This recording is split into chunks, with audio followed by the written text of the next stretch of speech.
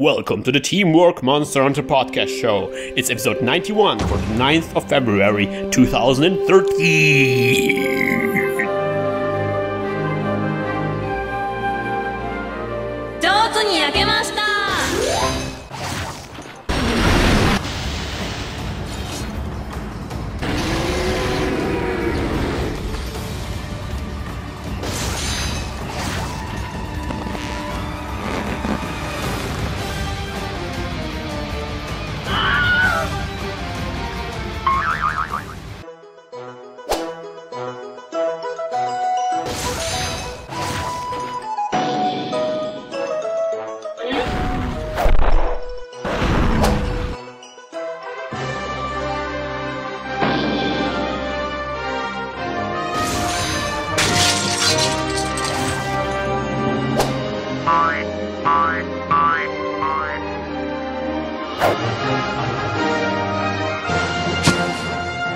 Hi everybody and welcome to the Teamwork Monster Hunter Podcast Show.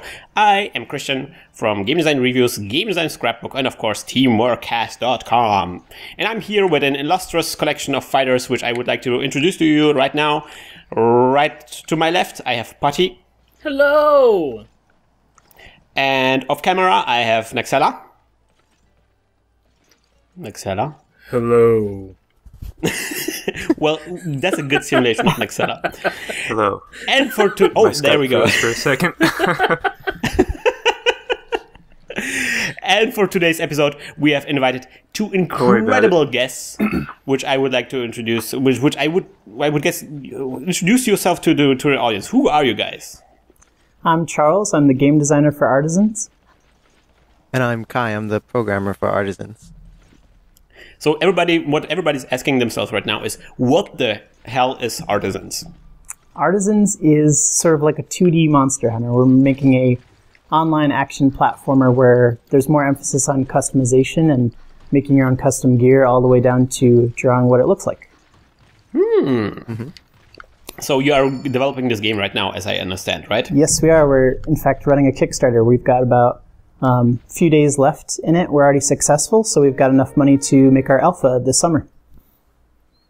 Ah, great. So there's like still opportunity to chip in, hopefully, when this podcast comes out.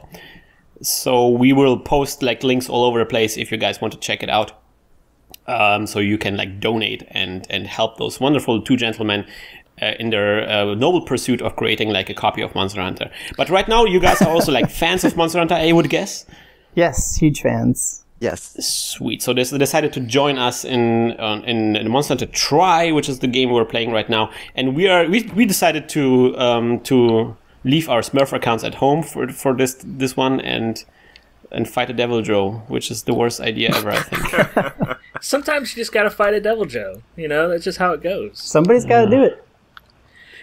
So, in Monster Hunter, I guess what weapon are you guys most comfortable with? I'm using the lance, but I also love the hammer. And I'm using the longsword. I started with longsword and pretty much loved it the whole game. Excellent. Excellent. A lot of people love the longsword. Love the longsword? The longsword. That's a weapon that we should have. Not the using Longsword. I have one in my pants. Please, with that intonation. No, too soon. It's never too soon for a love sword. That's actually Devil Joe's weakness, I think, is love. Well, Devil Joe himself is a love sword that has gone sour. Oh, that is so sad. He's turned into a cucumber. It's okay. You just have to make him angry, and then he'll Used to be perk right Angel back Joe. up. He used to be Angel Joe. But no, Angel Joe, you're raging too hard. This is not love we're talking about anymore. This is angry. This has just gone out of hand. Shut up! I'm hungry. Yes, so we have like this wonderful opportunity. We can like inspire you for lots of kind of things to add to your game that we are kind of missing from Monster Hunter, right? Yes, that would be wonderful. Yeah, absolutely. As much as we love it, yeah. Go ahead. Yeah, I was just gonna mention we're not strictly a Monster Hunter clone. We're inspired by Monster Hunter in a lot of ways. The monsters that you fight in Artisans sort of behave similarly, and the combat with weapons is similar. But there's certainly a lot of things that we want to change about Monster Hunter that we're doing in Artisans. Oh, what sort of things would you want to change? Not to take away from Christian asking the same question. No, definitely. That's exactly the kind of thing I wanted to ask. What kind of things would we want to change? I mean, certainly there's a lot of sort of odd decisions with the multiplayer and how you can team up with people that Monster Hunter makes it a bit harder to do. Like, you can't join in mid-mission, you can't... once you exit, you can't get back in. Little things like that where we just want to optimize. But also, I think there are a lot of things we really like about Monster Hunter that we want to focus on more, like breakable parts. Usually in Monster Hunter, you can cut off tails, which is awesome, and break other aspects of the monster, but it doesn't change their behavior much.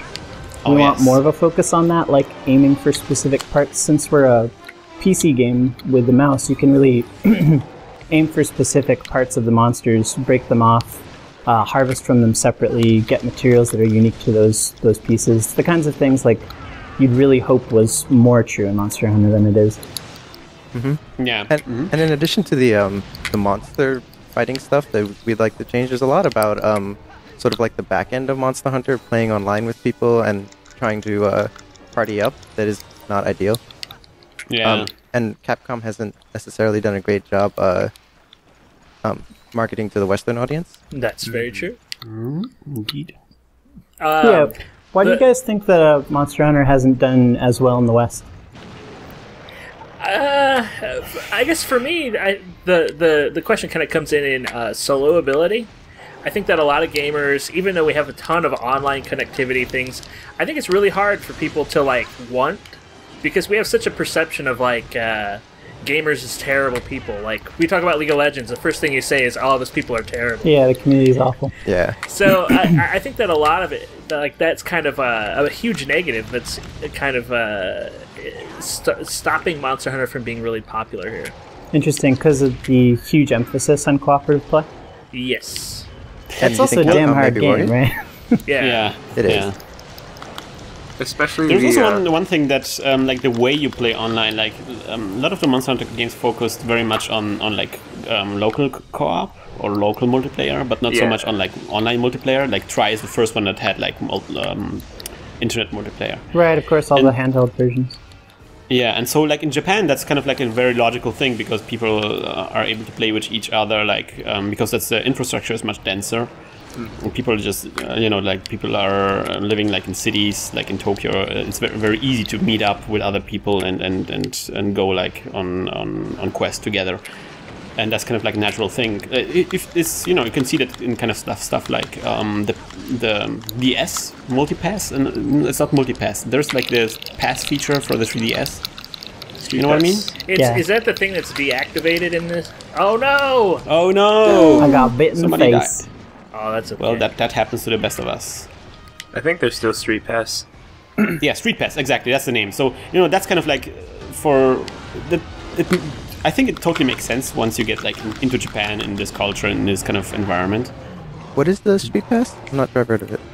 So the idea is that you can turn the 3DS into sleep mode, I guess, but it's still kind of scanning Wi-Fi. Ah, yeah. Have you played The World Ends With You? Oh, Yeah, no, I haven't. It's sort of that same thing where you walk around and various things happen. It just detects other stuff. Right, so you can get little badges and little exactly. pins So and if you things. guys meet each other, for example, if you go on a subway and somebody else has their DS in the same mode, then you will exchange greeting cards, and next time you play Monster Hunter, you will see them in your game or Oh, something. that's pretty cool. Yeah, that's nice. Hard to imagine it working well in America. Yeah, exactly. So if somebody's living in Midwest and they play their game only at home or maybe at a mall, that's the most public place they're playing at. The chance of meeting another player just playing Monster Hunter is just so low. Yeah. Yeah. That's why it's great things like the teamwork casts to, find people online and set up hunting parties. Yes. Yeah, but the thing is that made it possible is only the stuff like ad hoc party or having online mode. Without it, Monster Hunter would have just be missing this incredible important component of playing together. Yeah, I played my first 200 hours of Monster Hunter just solo. Very different game. So I was wondering, how did you guys even start with Monster Hunter? Well, one of my friends in college was really excited about it before it had come out, before the first one had come out. And I don't remember exactly what he was excited about. I think it was sort of the intelligence of the monsters or the emphasis on like true hit skill-based gameplay and things like that. But when it came out, he hated it. But he had gotten me so excited about it that I played and was hooked. So even though he was excited and decided he didn't like it, me and the rest of his friends got super into it. We've been playing it ever since. Interesting. And I found out about it through Charles. He had already fallen in love with it by the time he introduced me to it. You know, I was telling Charles the other day, it's the kind of game where if you just look at a trailer or like a review for it, you may not be that interested, but after you get in and start investing a little in your character, you start to realize how amazing it is in terms of its game design and replayability. Definitely, yeah. So one question I've always wanted to ask is, do you think that Monster Hunter could have been made by a company that didn't make fighting games for a living? Ooh. Probably not. It's such a Capcom game. It's like they love their animations so much. It's just like the entire game is about their love for their animation team. Sometimes I call it a resource management game, but the resource you're managing is like your animation time. Yeah. It's Your like frames. Yeah, Seriously. at this point, can I drink a potion and make a flexing move? Can I pat my belly? Do I have enough time to pat my belly after I eat this steak? Yeah. Yes, I do. Oh yeah. People are like, why is that there? It's like, well, it's there because it has to be. Like, Yep. it's the challenge of eating a potion. It's there because if you're really hardcore, somebody can kick you while you're patting your belly, and then it counts as if you have drunk in it, but you don't have the recovery time in it. That's That's elite Oh, that's play. really hardcore. Yeah. It's another opportunity for teamwork, is what you're saying. Exactly. So are you guys? So I was wondering, like, what parts of Monster Hunter are you guys adapting? So you said like breakable parts, but we were talking about animation. So do you want to have like this kind of huge emphasis of animation and like on like these elaborate movements that you kind of have to manage? Well, something we like about those is how things feel like they really have weight to them. The monsters feel heavy, your weapons feel powerful. Yes. Part of that also is the collisions. When you really hit something, you get smacked by a tail, you fly back. So we want a lot of that. None of these, a big number popping out, but your body doesn't react to the giant boulder that just hits you in the head. We want it to feel more real, more heavy and visceral.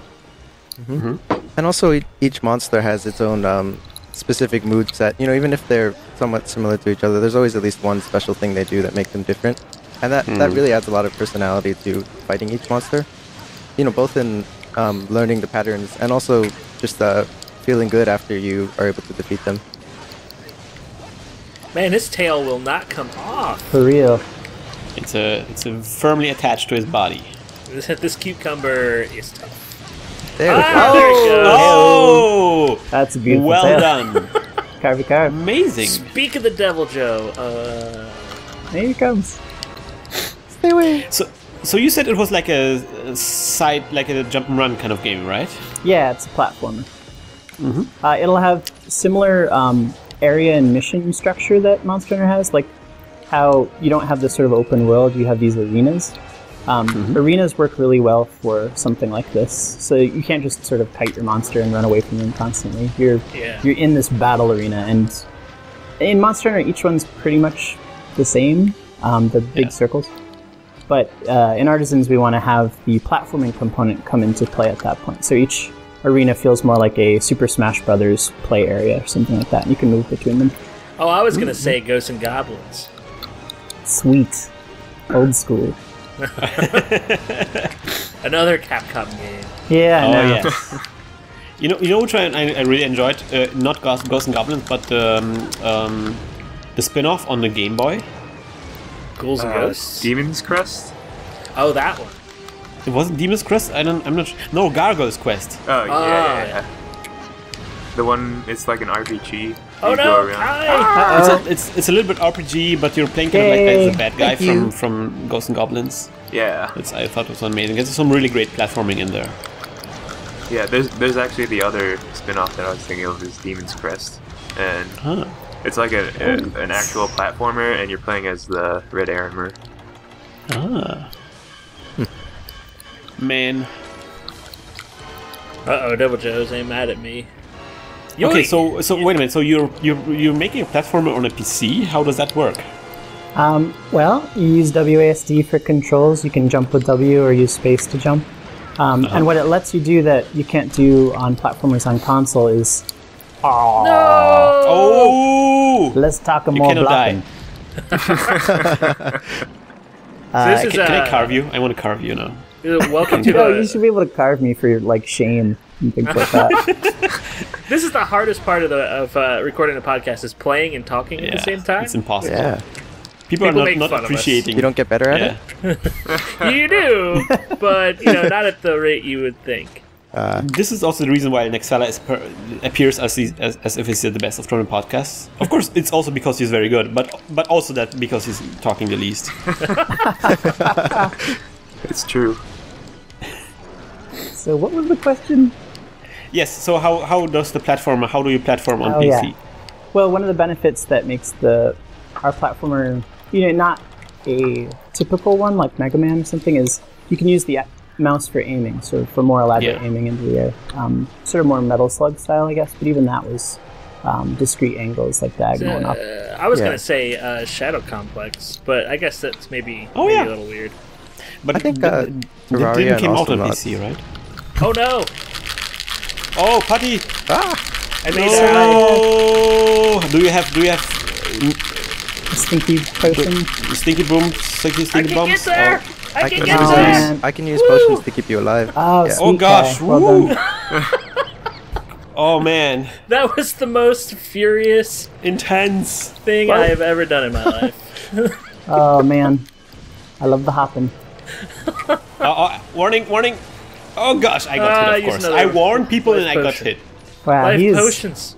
he's angry. So how He's many super times have you angry guys right now. fought the Devil Joe? Is this your first time? We've fought him not that many. We've lost far more than we've won against him, for sure.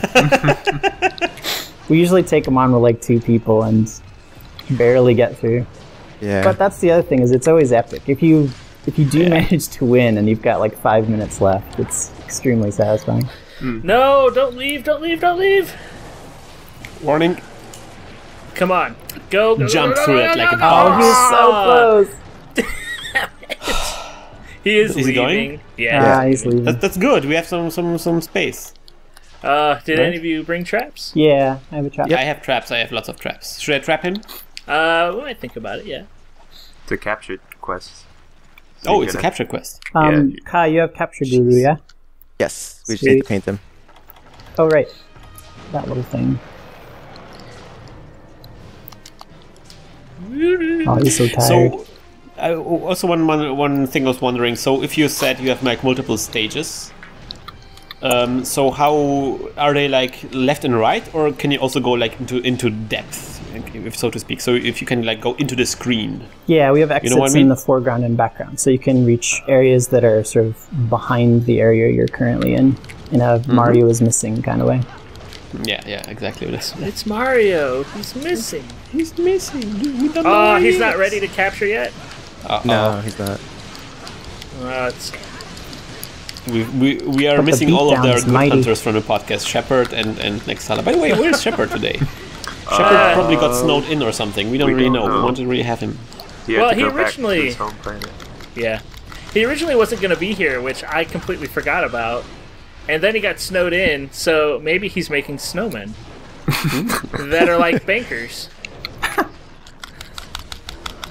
Out of money. Out of money, yeah. Money In snowmen. his vault. That's how I imagine Shepard. Kind of like Scrooge McDuck, Yeah. but without the feathers. But in his money pit, or his... It's just all video games. And also, of course, he still has the top hat. Yeah.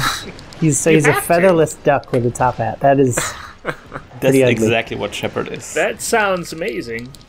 Speaking of featherless duck, my awesome new game was released. Sweet. So it's called Super Sloth Jazz Jam. and you can get it for free on iTunes. You can just search for Super Sloth Jazz Jam, and you can just download it on your iTunes and have the most wonderful 1 minute of your last hour or so. So, I guess you guys, being game designers, did you guys participate in any of the Global Game Jam? I did a while back, but not this year. So what is your history of developing games, by the way? I started about 5 years ago and worked for a company called Game Lab, making casual games. We made the... Wait a minute, Game Lab in New York? Yes. Amazing! So you've been working for Eric Zimmerman, right? Yes, indeed. Oh man, so good! I was like a big fan of you guys' work. Sweet. Yeah, I started off as an intern there and rose in the ranks. Yeah. So you kind of have you participated on what's it called? Diner Dash? No, I didn't. That was far before my time. But yeah, most of the guys who worked on Diner Dash were still there when I was working. Because that was kind of like the weird thing, because you guys developed this kind of this game, but you kind of missed out because it became like a genre in itself. It's true. Yeah, that whole time management genre. Yeah, I mean, Game Lab made a lot of the first really popular casual games.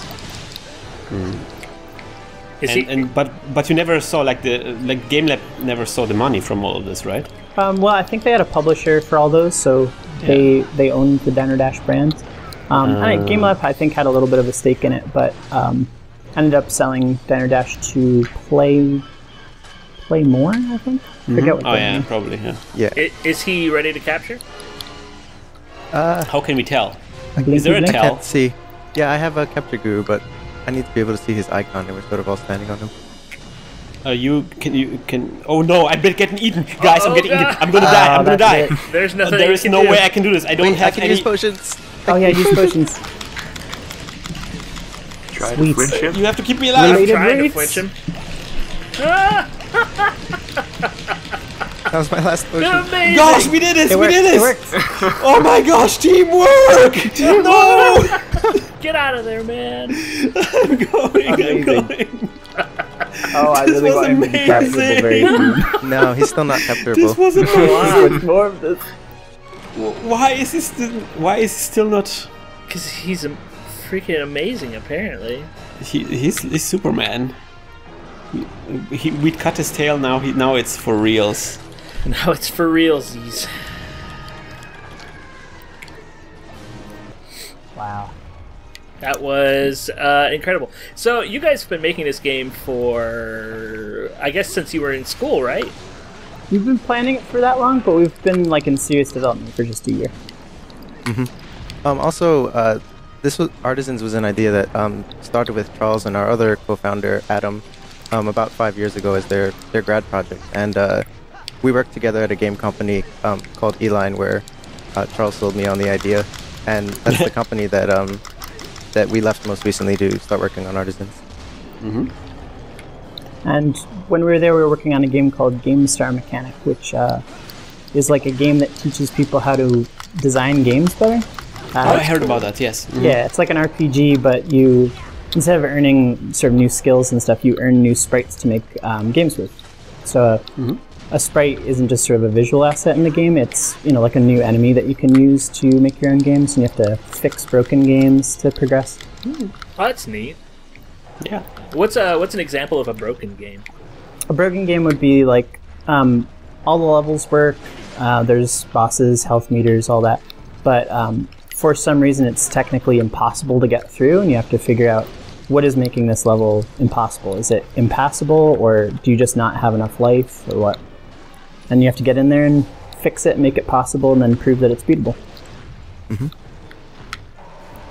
That sounds amazing. I should play this.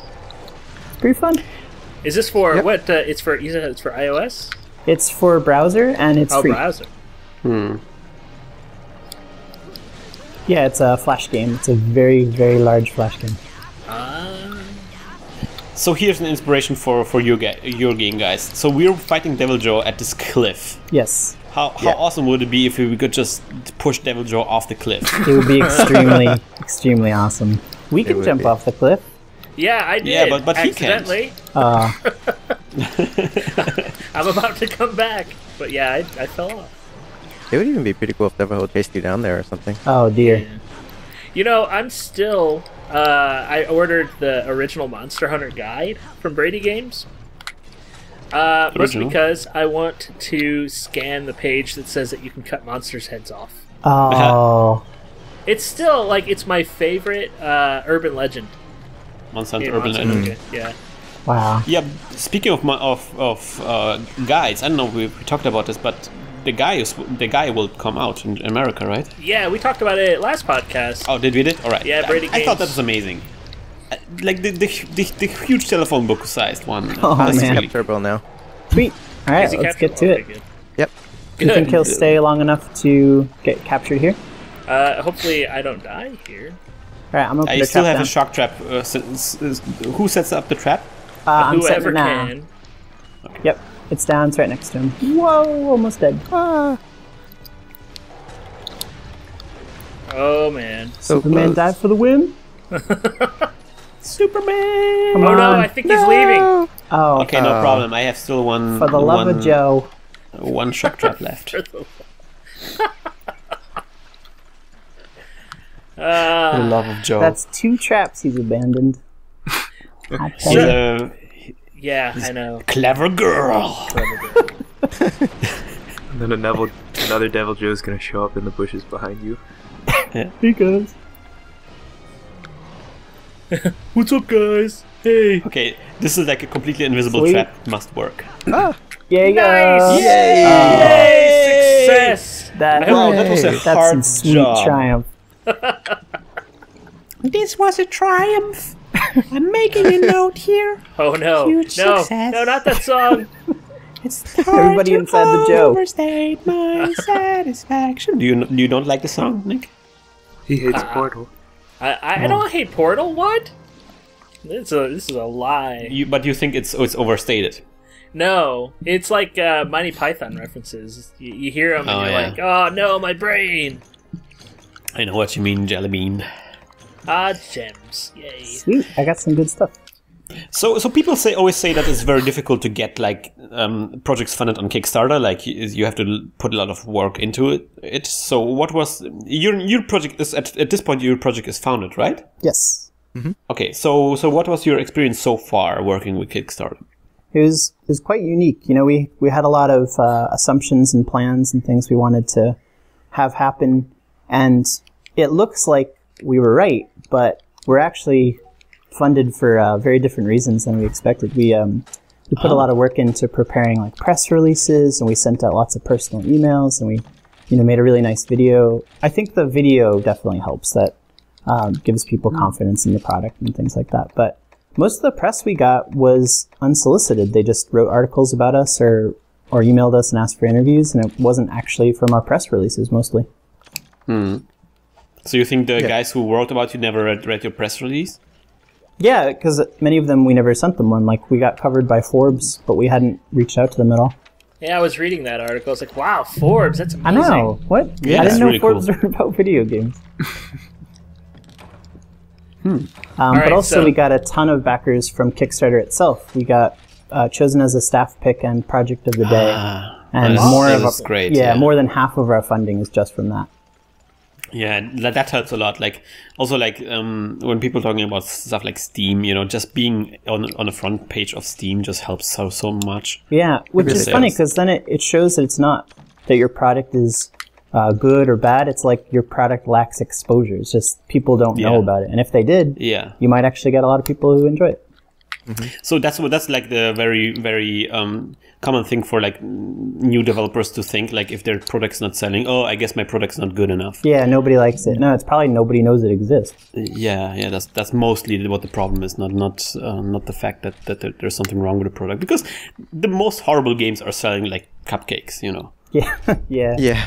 It's a shame too because it seems to incentivize more money being spent on marketing or just having like a really sexy looking product and not necessarily one that's got good bones. Yeah, that's true. Yeah, it's a tricky balance. Yes. Well, that's the kind of the danger of game design, but I think there's more to it. Like there can be like games which are like which may be really great, but you kind of have to really drill into it. You know what I mean? Yeah. Like, you have to really work until you get to the good part, and that's the job of a game designer is to facilitate for your audience to get there very quickly. Right. Yeah. Have you guys played Hybrid Heaven for N64? No. Wow. That sounds amazing. No. Even the title is already complicated. It is one of the worst games that has some of the best stuff in it. It's like my go-to example for the diamond in the rough. It is a nearly unplayable game, but I always find it amazing that everyone's diamond in the rough is always an N64 game. Oh, that is the diamond in the rough system. You mean like Superman? No, God, no. No. Oh man, that was a good time. But Hybrid Heaven had a really cool fighting system in which it was all actual martial arts moves, and as they got used against you in one-on-one fights, you would learn them and could then compose your own combos. And the combos were better or worse based on like the actual fluidity of those animations. So if you do a right punch into a right punch, there's sort of an awkward delay as you pull your arm back. But if you do a right punch into a left punch, it's a lot smoother and faster, makes for a better combo.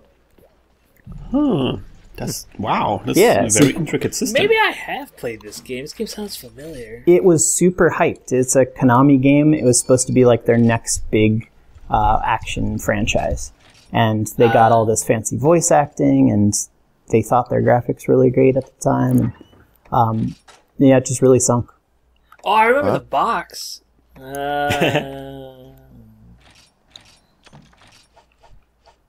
Yeah, it reminds me... God, I wish I could remember. There were so many games like this. Because I remember, like, Pit Fighter was the bomb at the time. Everyone loved that game. Yeah, part of what made Hybrid Heaven so bad is all of the weird stuff they added on to this really cool fighting system. It really should have just been an interesting fighting RPG, but it had a lot of stealth mechanics and this little laser zapper, and you had to zap these tiny little machines that followed you around. It made no sense. I really like, because like the N64 is like when 3D graphics started to really get popular, and everyone's like, wow, we're going to try all this crazy stuff. And then like everything solidified, and now everything's boring again. This is why I'm sort of glad that like you guys are doing a 2D game, because it's like we never really finished exploring the whole two-dimensional space. Like, what can you do with this? Can you start adding 3 dimensions into it? Like Nintendo's done it for a while with their like new Super Mario games and whatnot, but it's nice to see like an American created game, not a Japanese one, that's like, hey, maybe the old way of doing things is still amazing. And we're seeing a lot of that in the indie game space, yes. I think. A lot more 2D stuff. It's easier for small teams to make. That's one big deal. But also, you're right. It's not as though somehow we've all moved past 2D and there's no good games that exist there anymore. It's just games are so married to technology that there's an eager want for like always having the best technology paired with the best new games. And also in Artisans, we're really taking advantage of the 2D by allowing people to draw their own stuff. So, it would be pretty hard to ask people to create 3D models and textures for characters. But, letting them draw their own equipment is very accessible. Wait a minute. So you can create your own equipment in this game? Yes. So all of the stuff you make, imagine it's like you can make a lance. You can sort of learn the craft for lance. But instead of getting Tusk Lance Plus or whatever, you can add new mods on top of it. Things that modify its damage or its status effects or its weight, all these different aspects to sort of craft your own specific lance. And then you can draw whatever you want it to look like. Okay, so big question is, how do you prevent people from drawing like gentlemen sausages? We don't prevent it up front. We don't like have a moderation system where everything has to pass through the moderation gate first. Instead, it's we have easy features for other people to immediately hide things that they don't want to look at. So you can just right-click on something you want to hide, and it just hides it for your account and it's gone. But if you think that nobody else should see the man sausage that you just saw, then you can flag it for permanent takedown. The moderators will look at it. So there are moderators going around and looking at some stuff. Yeah, but only the stuff that gets flagged. So what that means is it's a much more community-driven moderation system. The game will look like what the community wants it to look like. Yeah, we want to be as hands-off on that as possible. Yeah. Yeah, it's kind of like that's what was our approach with the website as well. Like trying to keep the pressure off our team, because we're already such a small team that everything that goes through us will just have like just much lower quality than when it's filtered through the community itself. Yeah, that's so true. Yeah, we're a 6-person team right now developing. Oh wow, okay. Mm-hmm. And the reason we went on Kickstarter is so we can continue paying our freelancers to help us with the project. Mm-hmm. Mm-hmm. And start to get a little community. We just reached 1,000 backers recently, so we know that there's going to be some new people playing the game come summer. That's really amazing. So did you basically start the entire community with Kickstarter, or did you already had a community going into Kickstarter? We started the whole community with Kickstarter. We had nobody even knew we existed. Nope. And now you have like forums and everything? Yeah, we've got a little subreddit that we're using as our forum, website, and Twitter, YouTube accounts, things like that. Sweet. Can anyone spare a cool drink? Of course. I have the coolest drinks. Wait a minute. I'm feeling a little bit parched. Well, who's talking here, by the way? This is Charles. Charles. Of name Charles. No problem, Charles. There we go. Sweet. Well, I'm hoping that we can get our community that has developed over the years to become you guys' community. That would be awesome. I mean, I think there's a lot of... And obviously, we're so inspired by Monster Hunter that I think there's some synergy there, but also just... It seems like the people who are in your community, too, also value teamwork a lot, and not just soloing and grinding for it's on the title. I don't know where I got that impression. It's just a feeling. Gut feeling. Sinking feeling. Like, these guys probably enjoy teamwork. At points, you could say we've dragged them kicking and screaming into working together as a team. Yeah. Yeah. And as great as Monster Hunter is at co-op play, I think it could be improved a lot. There's not a lot I can do for you guys right now to help you out, Yeah. And it's a lot easier to accidentally throw you with my greatsword or super pound you into the air. Or use like longsword and just use like annoying combos with a longsword. Right. Yeah. There's a lot of way to spoil the fun for others. Yeah. So I was kind of I had a point I wanted to ask you guys. Yeah. Basically, it totally makes sense because for on our website we kind of the way our website is set up right now is that we can actually feature all those other different games. Which means, like we talk a lot about, we making a let's play of Lost Planet, which kind of has a lot of features of Monster Hunter. We've been talking about things like Gods, Eater Burst, or Ragnarok Odyssey. So there are all these different games which kind of share a similar mentality. Yeah. And I feel like your game like fits right into it. So there's like no disconnect there. I feel. Like it's all the same kind of games we're talking about. Right. I think it's very safe to say that if you're a Monster Hunter fan, you're gonna really like Artisans. Oh yes, it sounds really amazing. Like especially drawing weapons. That's kind of crazy. Have you guys ever tried this game? Was it Scribble Knots? No, the game before they made Scribble Knots. The same team. Oh, the same. What was it called? It was Drawn to Life. Drawn to Life. There's also like Graffiti Kingdom and a few others where you can do stuff like that. Wasn't Drawn to Life a Magic Pengel? Or Pengel? Yeah, wasn't it the sequel or something? I thought it was the Game Boy version of it, right?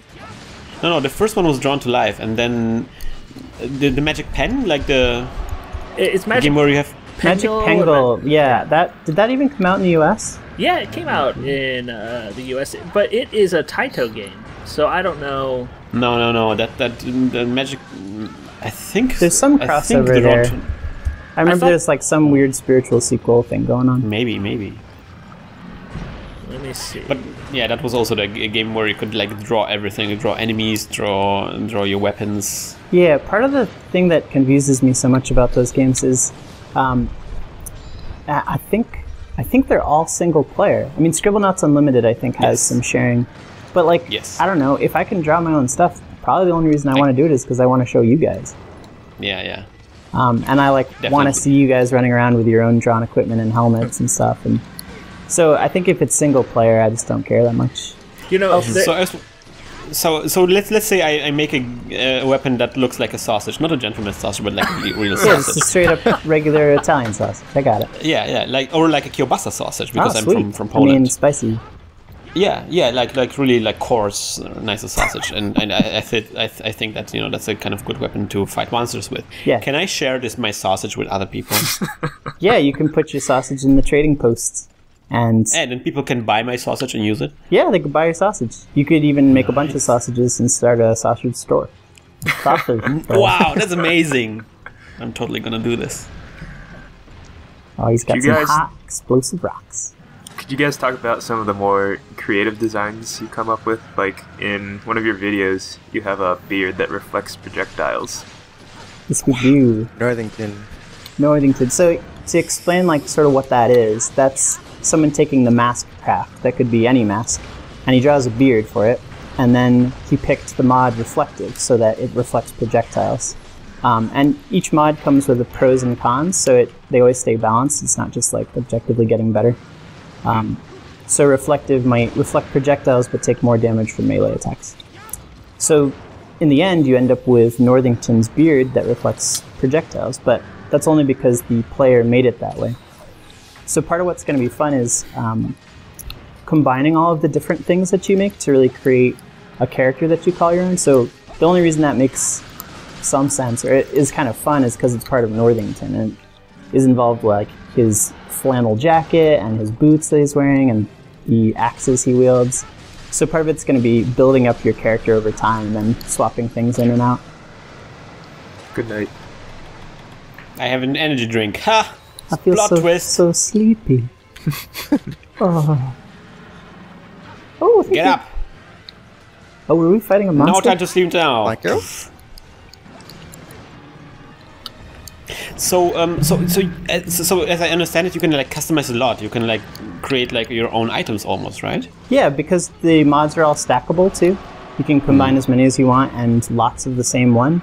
And we don't have any limits on it, at least so far. We might have to impose some if it gets really crazy or unbalanced, but for now we really want you to have huge freedom when it comes to making your own stuff. So that was I was wondering, how do you make sure that it just doesn't get like crazy, like people exploit them to create some crazy overpowering, like meaningless things that just smash the monsters? Well, with the pro-con pairs, we figure that as long as we can keep that within tweakable range, you can't make anything that's just like pure power up with no sacrifices.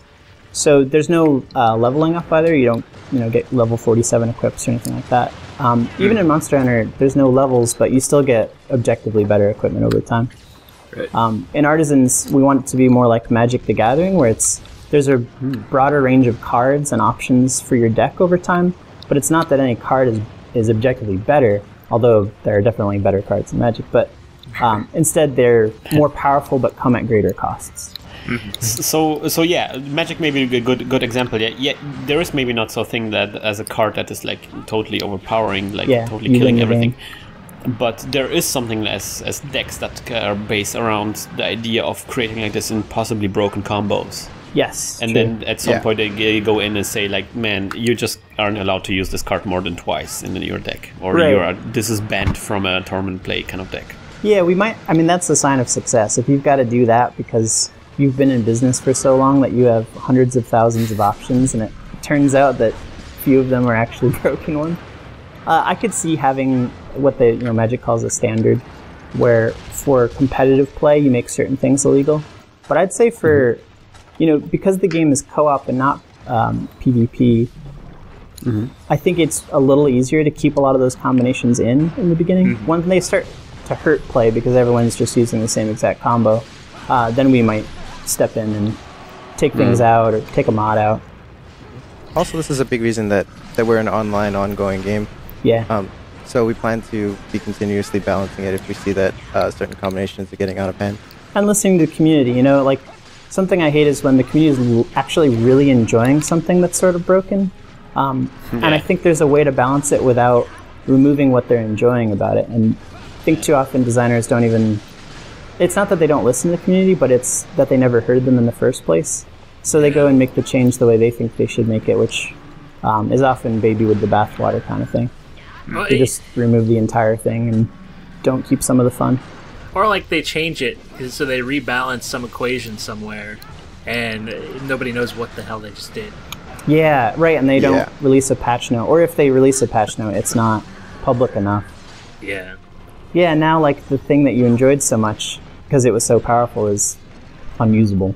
Yeah. Recently, I was thinking about this. I was actually meaning to write an article about it, but I still haven't wrote it. It's kind of still like, digesting in my gut. But this entire thing about Diablo 3, Yeah. which kind of made me realize that I think a lot of the things, like, because Diablo 3 is actually a very good balanced game. Like, you can like create all those different setups which are all viable, which was kind of like a big deal of their game design. They wanted to make sure that you can create all these different viable setups. Yeah. And like there would be all those different setups in Diablo which would be like suboptimal, and nobody would actually, if you really made the math, nobody would like upgrade your character in any way except from like 2 or 3 stereotypes that are make sense, Right. or builds that make sense. Yeah, optimal builds, right? Why pick the other ones? Yeah, but to some extent, that's actually not something that you have to remove, but that's actually one of the most, like, the things that people want to have when they're playing Diablo. Like they want to kind of have to break the game. They want to kind of figure out how to power up or level up the way that makes it, that is the best, or like that is like so overpowering that it just smashes any opposition. Oh, absolutely. Yeah, that feeling like you solved it is really fun. For me personally, I think it's more fun if you feel like you solved it in a new way too. Yeah. So I wouldn't remove those optimal combinations. I would try to create more of them. So now suddenly it is totally viable to create, a poison mage who just does poison type effects, and you can get through the game that way, and not just have it be these two kinds of things. I think the more optimal combinations you have, the more you just have a really well balanced game. It's sort of like talking to somebody like about their Dungeons and Dragons character, like, oh yeah, my character did this and this and that. Like, I remember talking to somebody about a Diablo 2 character where they're like, I've created the build where I don't have to click my mouse ever. Yeah. I just walk and everything dies. It's like, wow. And then they go on for like 3 hours explaining how they did it exactly. That's fun. It's excitement to people. Dark Souls does the same sort of thing. I always love the people that are like, I can beat everything in one swing. It's awesome. Well, 2. Yeah, totally. Yeah, I think that's especially fun when a game sort of fosters that feeling of, I want to make my own little mini game inside this. Like, yeah, there's Monster Hunter, and I want to beat Elatrion and get highest hunter rank, but I also want to make, a character who has no gems, or who only does healing effects, or is just status effects. And attempting to build a character who just does that sort of sub goal that you made up yourself. I think Minecraft does that really well too, just making up your own goals. Mm-hmm. Most def. All right, so what monster are we finding next? I mean, we could do Elatrion if y'all wanted to. Sure. No, we had problems with it. No. With lots of people, it should be easy. No, I refuse, guys. I'm not. I just I've been playing the Smurf characters, and it's like, I don't like the way it went with Devil Joy. I don't think can we maybe. What's the worst that could happen? Okay, so we're back. We're doing Elatrion. There's no way this can go wrong. No. It's pretty much guaranteed success. Yeah, we practiced. Is someone laughing? Why is someone laughing? There's some weird noises. It's just my. It's a cough or something. Yeah. Yeah. So there are Monster Hunter news we have to discuss, and one of them is something that we kind of anticipated, but it's kind of good to have like a firm confirmation, even though the news are bad, which is that Monster Hunter 3 Ultimate will have like split servers. So what I'm wondering is it by game disc again, like the Wii originally was, or is it by IP? That's a good question. I'm pretty sure it's going to be disc. I can't imagine this will be by IP, or maybe like the console as well, because this kind of also implies the console, because the consoles are region locked. Oh, that's true. So it's going to be disc and console at the same time. I assume. I hope so, because we went through this trouble of buying me American console, so I can continue podcasting with the rest of the crew, which is one of the questions people ask. How are we going to continue podcasting if things are region locked? Well, this is how we are going to continue podcasting. Oh gosh, jeez, Off to a good this is start. Oh, Elatrion. Oh, Elatrion. Here comes a fire. Patong. Tong. So that was one. Is there any other news coming up? Oh yeah, there was like a negative news about the Wii U itself. If you're interested in the Wii U, which is the Rayman thing was delayed. Rayman Legends, which is a game I personally looked forward to a lot. I was like really looking forward to it. Like this was the game. Basically, one of the games I bought the Wii U for. And now it's no longer Wii U exclusive? No, well, the exclusive thing doesn't bother me so much, but the fact that it was delayed by 6 months. But apparently it bothered the Wii U developers. Yeah, well, because developers, and if we have developers on a team right now, that's kind of like a common thing in the industry to kind of like crunch for a specific deadline. Yeah. And they were crunching for like half a year on this game, like never, not seeing their families too much, just staying, the entire week in the company just to get the game out shortly after the Wii U launch. Mm-hmm. So it can be one of the early launch games, like launch window games. And so they've succeeded at this by sacrificing a lot, and now it's getting delayed by 6 months. So all this work they invested was just for nothing. And from what I understand, people are saying that the game is done for the Wii U, and that it is. The sales figures of the Wii U didn't meet the expectations that they had wanted, so they're changing it to be multi-platforms to meet sales and all that stuff. Sort of unfortunate. Yeah, and it's also like the reason why they're postponing is not because there's something that need to be done to the game, but that's kind of like they do it, and they. That's kind of like a corporate idea that all multi-platform games are launched simultaneously, so no platform gets left behind or something. Yeah. I don't know. It's kind of like a very weird description, and it kind of smells like there was some kind of beef going on, like some corporate drama. Oh gosh. Maybe they were like promised some kind of sales numbers from Nintendo, and Nintendo hasn't delivered on this, and so it was like, I don't know, something like this. But in any case, the reason why I'm super bummed out about this is like, I'm kind of like sad about this. I'm like, oh, and then I see like what some people in the community are making out of this, and I'm like immediately feeling bad about this. Like a lot of people apparently have been like angry about the not exclusive part. Yeah. And like that's something I personally actually don't understand. Like, how is this a problem? How is this a problem that the game is not exclusive anymore? Yeah, it's really a business decision. It doesn't affect the console that you're playing on, theoretically. But I guess it does if it means they delay it even though it's done. Yeah.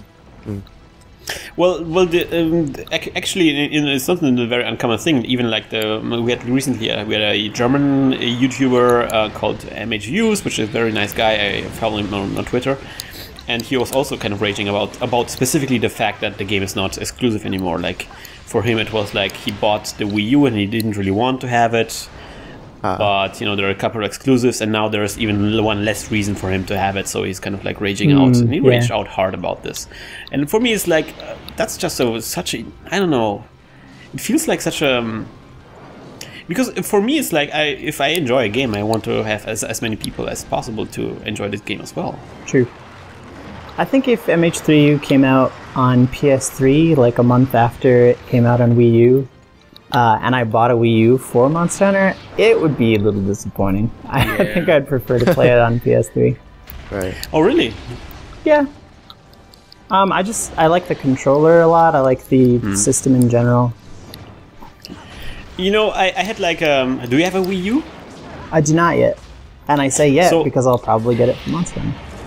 Yeah, so I have my friend of mine was like very hardcore against Wii U in general, like especially Nintendo. He really likes like their franchises, but it really was like especially after what happened to the Wii, which became like this very casual kind of focused console. He was like very hating on Nintendo to some extent.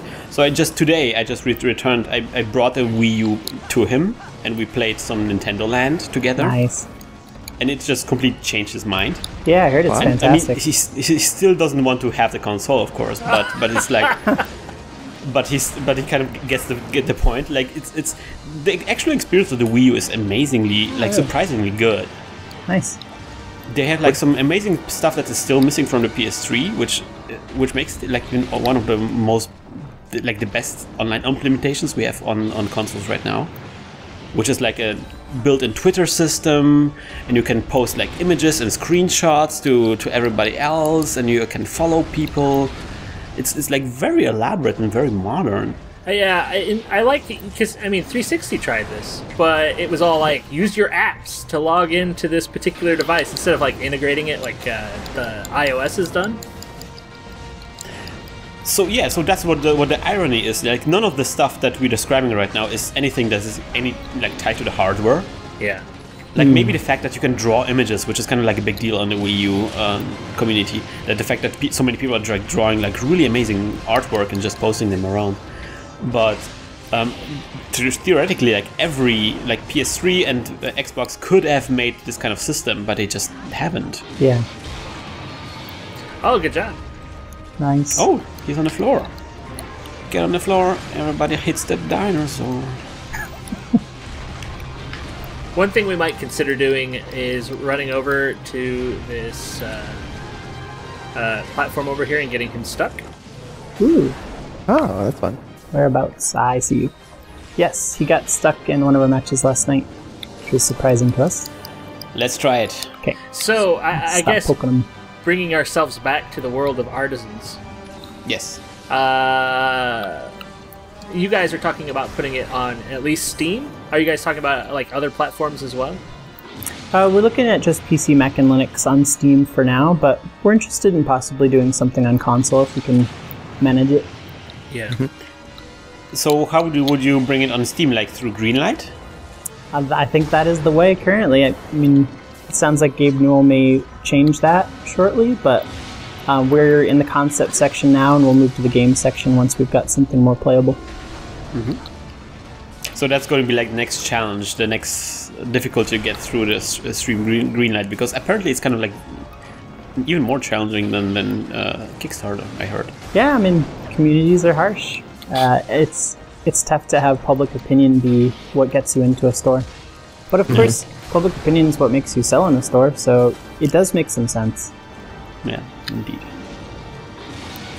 Oh, speaking of Greenlight, I'm sorry to get away from the Artisan topic for a short while, but I really want to mention this. I was like amazed by a Greenlight game I recently played. Have you guys ever heard about the game called Miasma? Yeah, I've heard of it. What is it like again? It's a first-person plant collecting game. Wow. Oh, I think I only saw like a little short trailer of it. So it's basically like the love child of Myst and Far Cry 2. Oh man. Mixed with a little bit maybe of Minecraft, like the way like the kind of feeling you have when you're kind of exploring somebody else's server. Yeah. Or like going on like survival trips, you know, like exploring just the randomly generated landscape. It has a little bit, a small vibe of this in there as well. It's just amazing. You're just a guy on an island, and you don't really, it's never explained how you got there, but apparently you are sick with some kind of sickness, and you have to kind of find a cure for the sickness on a deserted island. But and you explore the island sort of Myst style adventure game? Yes, a little bit, but it's first person, and you know, it's also like 3D, like full 3D engine, like in Far Cry 2 or something. Wow. Oh, wow. So it's like this open world exploration game where when in first person you walk through the world and like look for the light plants, because as it happens, luckily you just happen to be like a botanist, like a guy who like a biologist. Yeah. So you can actually plants very well, and you can like analyze plants for like the kind of chemicals or the bio agents that are in there. So your job is to find, and of course you're lucky because as it happens, like there was a team of scientists on the island before you who tried to find a cure, and they apparently found the cure. Oh, that's fortunate. That's super fortunate. That's convenient. So they left all those clues behind on how to create the cure. Sadly, all of them died. That's not a good sign. And so that's Ooh, one of the oh yes, he's stuck. So one of the first things you find in an island is like a corpse of one of the scientists with a like a how do you call it, like a knife in his back. Oh dear. Ooh. So that's like an ominous beginning for the adventure, but it's really just walking around and looking for like plants, and the weird thing is also like these actually simulate like walking around very well. In that it feels it's as challenging as if you went into the woods yourself. Like usually like in first person games, like walking around, you can just rocket jump. It's like no problem. You're like Superman. Yeah. But here in this game, like super concerned about falling down an incline or something. Because when there's like this weird inertia to the way you move, so when you're going down an incline, you just gain speed, and if you're too fast, then you stumble and fall and you hurt yourself. So you really have to watch your step, and really have to plan your route through this environment, through the bushes, and really make sure that you not hurt yourself doing exploration. I like that. It sounds really immersive. That's really cool. Yeah, that's really puts you right into the shoes of the character, and it has all of this. I'm mentioning Far Cry 2 because it has all of the stuff of Far Cry 2. Like there is no interface, or they're avoiding interface. So when you have a map, you pull out a map in the game world and holding it like the 3D object in your hand, and the game is continuing while you're looking at the map, and like all the light of the world is shining on the map, and so it's like you're always in the moment. You're never leaving like in different mode where you're looking at some interface stuff. Right. And also one thing that is really cool. Oh yeah, and the map is also like a very important game mechanic. Another game mechanic, which is they don't have auto map, so they don't fill in the map as you go, but instead you have to fill in yourself. By triangulating your position. Whoa. Based on like nearby like landmarks. So you pull out your map and you have to kind of find in your viewport you have to find 2 landmarks that you know the position of that are on your map, and if you can click on them, then the guy actually draws like with a pencil like a line from those landmarks to where the 2 lines cross, and then that's where you're supposed to be, and that's how you fill in the auto map. Oh wow. And then you can even go further, and then once when you know where exactly you are, you can start like mapping other landmarks that you haven't discovered yet, but you can kind of see in distance. You can start like triangulating them from your position. It's like super intricate and very complicated. But you learn so much about cartography and navigation. It's amazing. That sounds like a good time. And that's an indie game? Yes, it's an indie game that came out on Steam Greenlight, made by 2 guys, by 2 brothers, in their own custom engine. Wow. Oh wow. So it's very unpolished in this regard. It's like very like on my computer. It just kills my computer. I have to like turn down all the special effects. But it's incredibly rewarding. It's like one of the first-person game without any guns whatsoever, without any killing, any shooting. You're just walking around and trying not to get yourself killed by falling down an incline. Ah, yeah. And you're trying to wrap your head around all this all the biology of the plants and the cartography of the map, and it's really amazing. So. In terms of like indie games, you guys making an indie game, Kickstarter game, and all of that stuff. Are there any particular like modes of showing your game that you guys kind of copied? Not necessarily copied in a bad way, but like were inspired by, I guess. Showing the game like to the public? Yes. Well, we're just in the early stages of it. Kickstarter is our first public exposure at all, so yeah.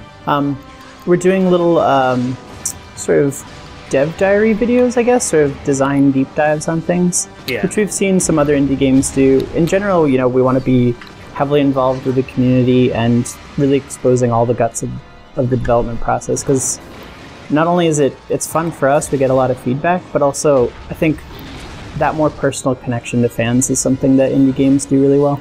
Has there been anything, or like the ways that a fan has responded that you've had to change? Or that you have changed already, I guess? Not yet. It's been a lot of answering questions. We've done so much design development so far. A lot of it's just clarification and making it clear what kind of game we're making so far. But no complaints or requests to change things. In part, that's just because nobody's played it yet. I think as soon as anyone gets their hands on it, there's going to be a lot of people who want things tweaked this way or that way. And we'll do our best to hear the community as a whole and see what stands out from the rest, what we're hearing a lot of consensus on. And, I'm a fan of, I think something's balanced if the community feels it's balanced, as opposed to if my spreadsheet says it's balanced. So I'm much more balanced to perception. Putty! That was a series of unfortunate events. Well, there's a lot of flashing going those on. flashes ain't working. Yeah, I'm trying to flash him down, but it doesn't work. Lemony Snicket wrote that novel right there. Alright, I'm gonna try a flash. Jesus. I got him, but also got hit. Yay! Wow, he goes down for a second. Yeah. I saw somebody threw a poop bomb at him. Good job, guys. Yes, I did it. Wow, yeah, that lasted for barely any time. His goal is just to get him to stop doing those damn attacks. Yeah, his flying stuff's ridiculous. Is he going up? Yeah, now it's time to run. Okay. We learned that the Where hard to? way. Where to? Putty, tell me where to. I don't know. If you see a shadow coming towards you, run away from it. Yep. If you see like a it's shadow, me. you're gonna die. Alright, good luck, At Kai. least he only aims for one of us. And then just randos the rest. Yeah. Alright, so he comes down, I think, over here? Yeah, if he goes to that corner, it's right about here. Alright, here is Large Barrel on Plus. Oh, Or it was going to be a Large Barrel on Plus. There we go. Still got time! I have a bump as well. Damn! Wow. Explosions. If we can break his two horns on his head, he will stop flying. Ah, interesting. Oh, really? Well, we're almost there, right? Yeah. You Hey, think? We our strat was so deliberate so far. We have exposed this weak point. The old block and poke occasionally strategy. yes. It's the best idea. How Oh, about this? Ooh. Bam! you missed. Yeah. Oh, I did, but I killed myself. So that's good, right? Yeah. That's what the game is about. You can win by the sympathy win condition, where he's just like, I feel so bad for these guys. It's like Mitsurugi in not Demon Souls, like Soul Calibur, Yeah. where he commits seppuku, but hits somebody else while he puts the Oh, knife right. through his. What? He didn't get stuck? Jerk. One topic related to monster quirks that I'm curious about with Artisans. I was wondering if you guys could talk about some of the monsters good job! you've designed so far. Oh, yeah. Yeah, definitely. We've got a big update coming up where we're going to show some of them off. So some of them are from the video, which you may have seen. There's like a big grassy golem who, Yes. Got giant He- cannons on them. yes, he has a little special feature that you'll be able to see in the video soon. He can sort of transform into a pile of rocks into the golem. Oh my god! Oh gosh, double buddy. kill. I am the weakest link here on this island. We need to get ourselves together. I'm gonna nuke curve just in case. I believe in us. The one monster, Yes. is it like it's like a crab scorpion sort of thing? Is that Yeah, sort of a pig, bat, scorpion, armadillo thing. It's called a Triton trap. Wow.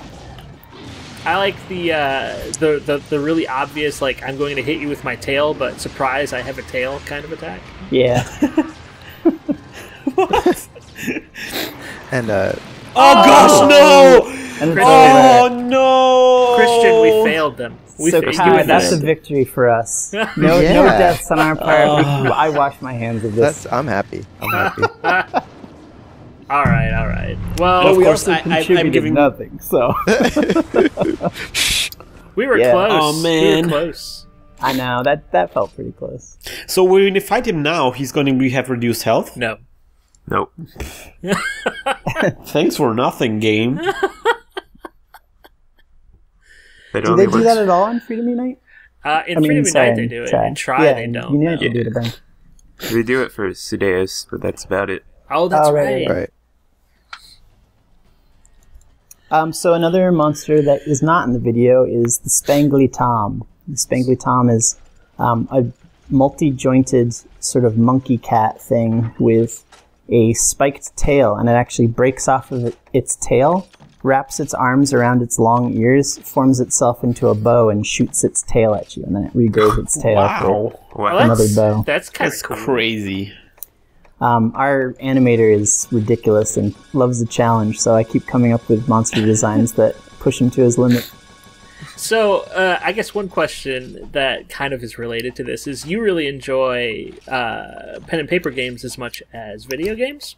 Is that incorrect to say? I'd say that's correct.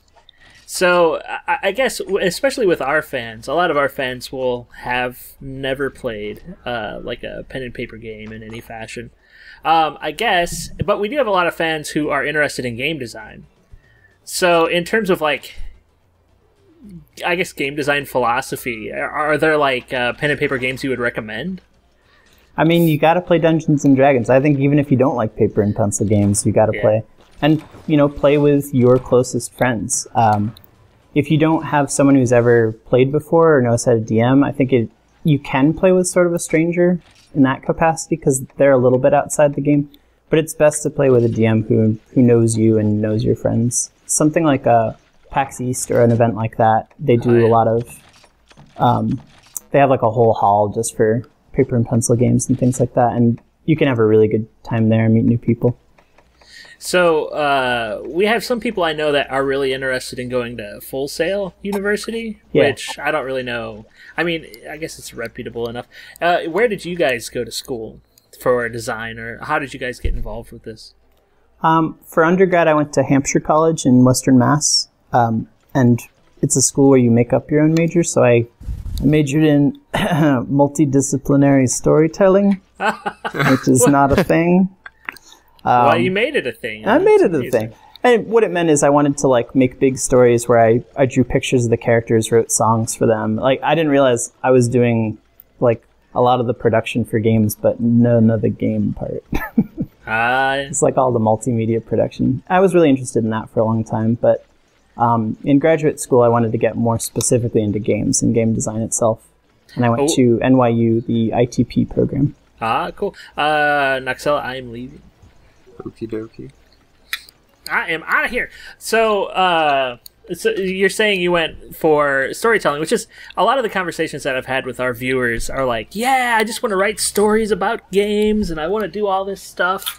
So you're saying that probably one of the biggest problems or the biggest shocks in designing a game was it when the actual coding of it came up?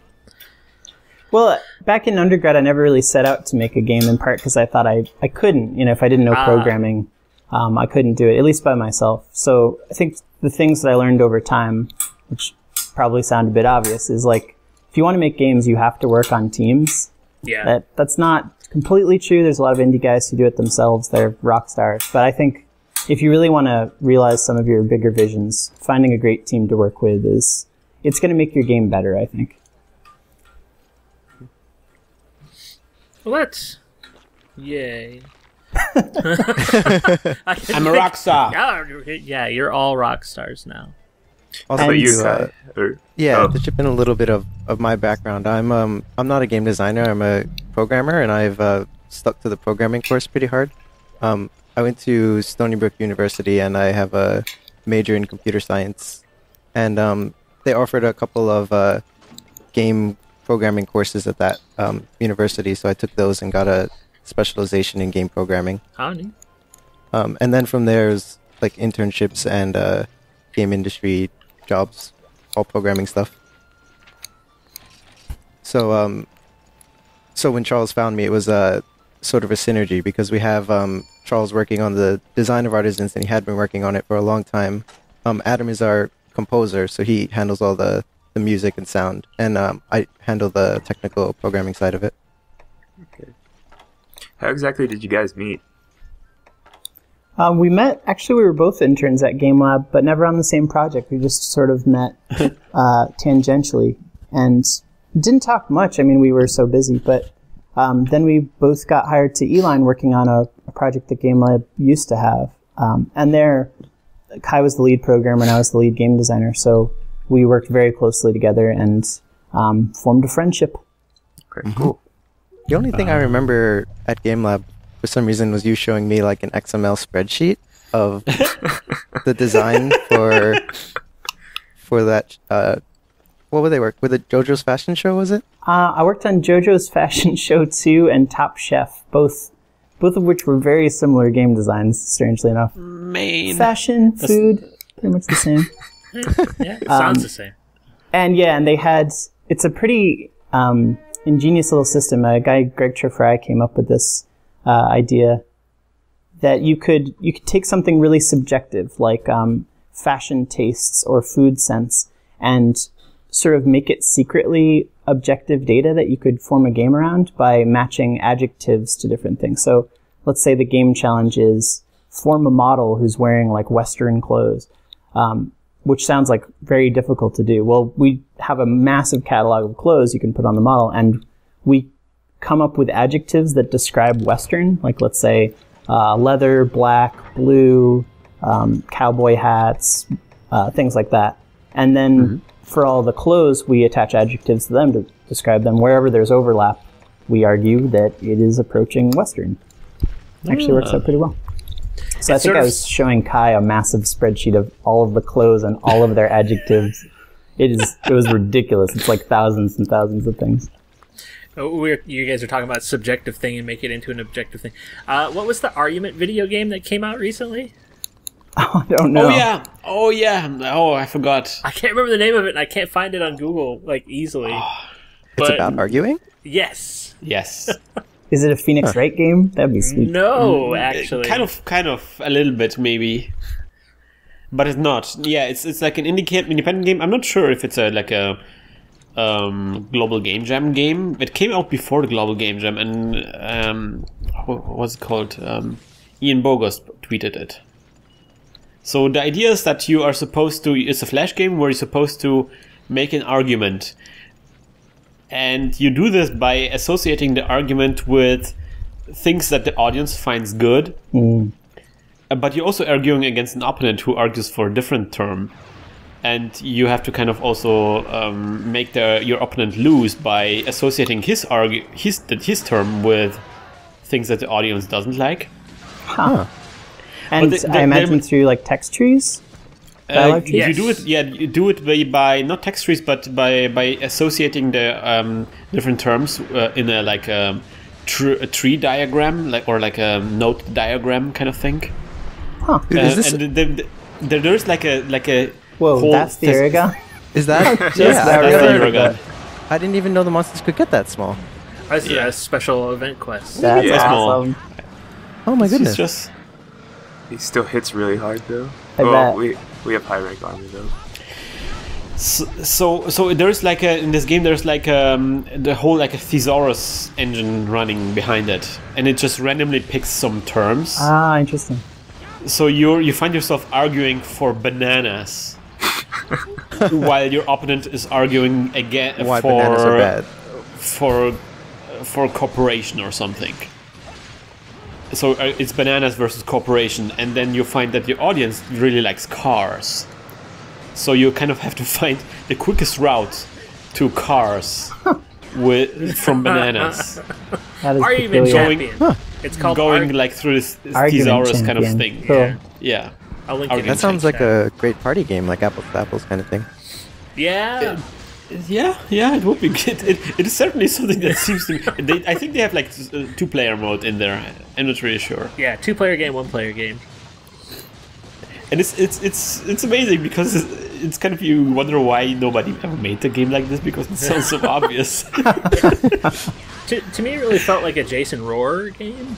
Yeah. Oh, definitely. It's like, But with much better graphics. yes. Oh. Shots fired. We're sorry, Jason Roar. Oh man, he's making these graphics. Oh, he also recently announced a game that came out. Have you heard about this? I saw a bunch of posts going, this game looks amazing, but I saw no posts about why or what was amazing. So it's again like he's kind of following on his previous idea of like multiplayer games. Yes. He's making a massive multiplayer game that is about home invasion. Oh no. So it sounds amazing. So you build a dungeon, and then other people have to invade this dungeon, so to speak. But it's not like a dungeon, but it's more like a regular home with different like traps and stuff like that. So it's like the old NES Spy versus Spy, except you create one and then just watch spies try to get in. Yes, and then and so you see how many people who tried failed and how they failed, and you could try to make this like impossible fortress. Yeah, and that sounds pretty fun. At the same time, you're trying to break into other people's homes and trying to kind of figure out the weaknesses of their design. Huh. So I feel like I'm kind of looking forward to it. Yeah. I like Jason Roar. I keep looking at I have that Diamond Trader game that he made for the DS. Yeah. That game's pretty. Have you played it yet? Yeah, I've played it a bunch. I was sort of sad that it was as simple as it was. Oh. But it's mostly because while I was playing it, I was making a game about like the things we do to Africa. Or I was not making a game. I was writing a paper about the things we do to Africa, and so I was like, I guess this is okay. So. I mean, it is fun. I enjoyed it. I play it. I used to play it almost every night, but it was fun. But you find Resident Evil 5 amazing, but this game you're like, I guess that's okay. Because I mean, it was mostly about like the flow of diamonds out, and then it sort of like took a bunch of steps back. It's like, well, I'll kill a bunch of people, but that's okay. At least I'll get diamonds. Yeah, it's like very abstract. Yeah. I mean. It's hard. Like abstraction is hard, I think, for gamers in general. Which, I guess, because we're dominating the conversation here, do you guys have any questions, considering we've been talking about freaking Monster Hunter for about 2 years straight now? About Monster Hunter itself? Yes. Gosh, I don't know. I mean, I think I've probably logged about 400 to 500 hours total. Oh, I mean in terms of like, because I think we were talking a little bit before about you guys were interested in what we found fascinating about Monster Hunter. Especially like feature-wise, what's something that you feel like if it was removed from Monster Hunter, you would stop playing? I think if it was a solo game, like so many people have made Monster Hunter Freedom Unite and all of those, I would not play. I really hate playing this game by myself. What is it that you like about the teamwork? Or the team play in general? If I fail and am terrible, I can probably still... Nexella's being like a pro here right now. Yeah. I can still sort of accomplish an objective because my friends will help me. Right. So it's like, because Freedom Unite and like the original Monster Hunter, you were really punished if like, if you couldn't get past certain monsters. It's like you just stopped. Gameplay stopped. Yeah, part of that was like the linearity of it, right? Yeah. There were key quests, and if you didn't finish them, that was it. Yep. Like, I can't beat Rathalos, which seems silly to say considering everyone's probably fought more Rathalos than like any possible monster in this game. But yeah, so for me, it's if online play was taken out, I would not play. Okay. What about you, Christian or Noxella? I guess for me it's really the things I find more interesting about the game itself is all the cars and like making weapons out of the cars. Yeah, that sort of looting and crafting. Yeah, that's something that like I really like, especially like at the beginning where the resources are really limited, and when you have to kind of like really scrap by and like really try to make the best out of the limited or the crappy resource that the game delivered to you. Like later on when you're like your entire box is full of stuff, it's like But even then, the game is kind of still manages to put you in a situation where you're always like, oh man, I wish I would have this kind of stuff so I could create this awesome thing that is, like looming, like they're in the distance taunting me, Yeah. Like this one weapon that I wish, right. I wish I would have this, but I need to like this mane or this claw, and I need 2 more of them. So, I need to get them.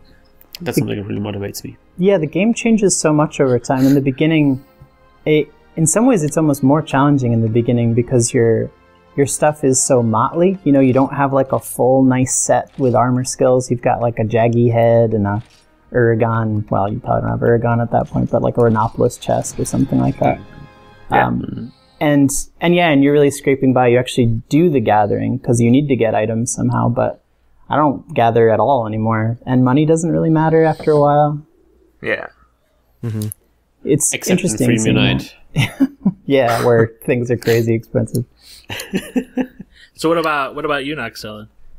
For me, there are 2 main things that attract me to the series. One is the awesome monster designs. Like you've got this giant caterpillar-ish lizard thing that can spin up like Sonic, roll across the whole arena. And then you've got like all these other things, like a lizard made out of lava that shoots laser beams, a wolf covered in scales that does backflips and summons thunder. Just like, if the monster creations weren't so great, I don't know if I'd be as interested in the game. Yes, definitely. Another part of the game that I really like is the challenge of it, and like how deep the combat gets. Like, if there's this attack that the monster can do, like say Joe is going to do his dragon breath, well, there are a couple of things you could do. You could run away, you could try to get under him, or you could try to roll through the dragon breath. And I just like challenging myself, doing some of these crazy things. Yeah, I really like that too, the variety of the movesets and having to like learn a monster and not just run in there with your high level gear and fight it. And it's your numbers against their numbers. It's like, really feels like if you don't know what they're going to do, you're probably going to lose. Yeah, like even if you do have some of the late game equipment, you still have to be able to fight the monster and know what it does in order to beat the quest. Right. So I'm really glad to hear a lot of the things you guys are mentioning are what we also love about Monster Hunter. It seems to be pretty universal there. So I guess kind of like an addendum to this question is what are some things in Monster Hunter we would like to see added? Yeah. Is it more of that stuff, like more variety in the monster move sets, or would it be something that's completely missing? That's a tough question. I have one if you guys want to. Okay, go ahead. Maybe. So the thing that I wish that they would add to this game is sort of a mode, I guess, where the difficulty of the monster is based on the skills that you have. So, like, let's say you have, like, everybody's got sharpness +1, everybody's got dodge and HG earplugs. Is there a way that a monster could deactivate skills on you? Or is there a way that you can balance the game to where the monster can figure out what you guys are actually weak to? Mm-hmm. Like, I mean, the AI in the game right now is kind of amazing because it's just based on, like, monster can perform these actions, monster will perform these actions, you have to deal with it. Like, what happens if the monster starts anticipating what you're doing? So, like, difficulty based on the weapons and the armor sets and the armor skills that you have would be neat. Yeah, what's interesting to me about that is that's what we're doing to the monsters, right? We fight an Uragan, find out what it's weak to, and then we make sure that we make ourselves its counter. Yeah. But if there was a monster who attempted to do that mid-battle as well, said, hey, they keep hitting me with poison damage, I'm going to, create a poison shield or something like that. That could... Yeah. That's something I really like about Monster Hunter is because the challenge is at a high level, it feels like the monsters are actually a pretty good foe against us. We're not mowing down thousands of enemies. We're, 1v4 and they lose, but it's like, yeah, but it was 1 against 4. Like, that's why we probably won. They hold their own. Yeah. I think one of the monsters that might do something kind of like a primitive version of that is Baroth, where he can change whether he's covered in mud or not. Yeah. So, like, it changes his weaknesses. And maybe if he was aware of like what type of weapons we're using, maybe he'd stop using mud if we were using water weapons, or maybe he'd constantly try to put on mud if we're using fire weapons. You could also picture Elatrion, how he sort of switches elements and like the colors of his armor changes, if he would do that based on what we use. Yeah. Although part of what I love about Monster Hunter is the predictability of the monsters. Like, once you get to know their patterns, that feels really good. Yeah, and that's why I definitely wouldn't want to see a game based on it, but I think I would like to see a challenge mode. You know, it's like, here's a monster that will guess what you're doing, and will adapt. So, I mean, I still remember, like, this is kind of based on Unreal Tournament. I used to play a lot of Unreal Tournament, and the bots, the, like, learning bots in that game, my god. They would figure out, like, your basic tactics and would adjust and destroy you. It was amazing. That sounds pretty fun. And I've never had an experience like that outside of that game, and it's always sort of made me sad. In a way, it's kind of like PvP games. You know, you're versing other people, and they can adapt to what you do. Right. It reminds me in a way of a natural selection, where you have people playing humans and people playing the aliens. Oh yeah. And I mean, we're kind of seeing this trend in games right now, like with Minecraft and stuff like that, where like the game is sort of based on what people are doing to it instead of what the game itself can do. Yeah, so those sort of emergent options and things like that. Part of what it makes me think about for Artisans is, and I was reminded by the tiny Uragon too, we want to have far more variation within single monsters than you see in Monster Hunter. They do variation on size a bit, and you know, you've got your plus rank and G rank stuff where they just sort of increase all their stats, but we have sort of a semi-random mission system where the missions that you can select from aren't linear the way they are in Monster Hunter. Instead, they're based on your skill level, which is how many missions you've won so far, compared against how many you've lost. Yeah. Okay. So you could face against an Uragon who is incredibly fast but lacks his armor, or one that is smart and adapts to your moves but doesn't hit you very hard. This is what I had when I was first playing Monster Hunter. It's what I thought Monster Hunter was going to become, because they were always talking about like breeding seasons, and every monster was based on one monster breeding with another, and like they were always talking about like survival of the fittest and things like that. Like, well, if monsters start doing like selective breeding based on successful tactics against the monsters that are there, that would be incredible. But yeah, I really wanted more of an ecosystem feel. Like, how is it that we can just kill limitless Rathalos? I'd love to have a mission where I actually have to protect Rathalos because their species is dwindling and they're being eaten by Lagiacrus or something like that. Or like villainous hunters off somewhere that have been like capturing Rathalos that show certain capabilities, and they're like, all right, so we're going to breed this Rathalos who is invincible to blade weapons, and we're going to put him with this one who's really strong against like paralyzed damage, and like all these like weird custom random monsters that show up. That'd be very cool. Monster breeder. Okay. Monster breeder. So do you guys want to fight one more monster? We got a berry off here. Sure, let's do it.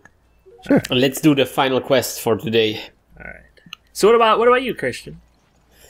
I don't know.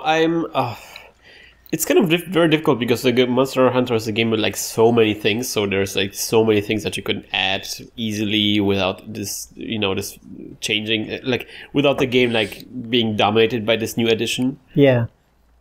So maybe one thing I wanted to add is like the first time I played the game, I thought it would be more about hunting because as it is, it's more like about fighting. Really, it's like Monster Fighter, surviving. Yeah.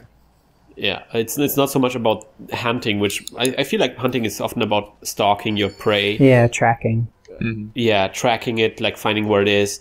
And Monster Hunter has this a little bit, but it's not to the extent that I thought it would be the case. It would be interesting if there was like more finding where the monster is, or like trying to sneak up on it. If this were more like a prominent thing, or maybe like if setting up traps for the monster would be more like based on the locations, like maybe there would be like a very specific trap that you can set for the monster, and you can have to kind of lure it in or something. or make it like an ambush for the monster, that it will be coming through there, and then, you make an ambush. It seems like some of the parts are going to appear in Monster Hunter 4, like there will be more interaction with the environment. Well, so I'm really looking forward to how they're going to do this. What's funny is, like, you've essentially described the initial movie for the first Monster Hunter. Oh, really? Like, and I mean, the first Rathalos, like, when Rathalos was new and everyone was doing it, like, he would be on the ground for about 2 seconds. And maybe you had enough time to paintball, maybe you didn't.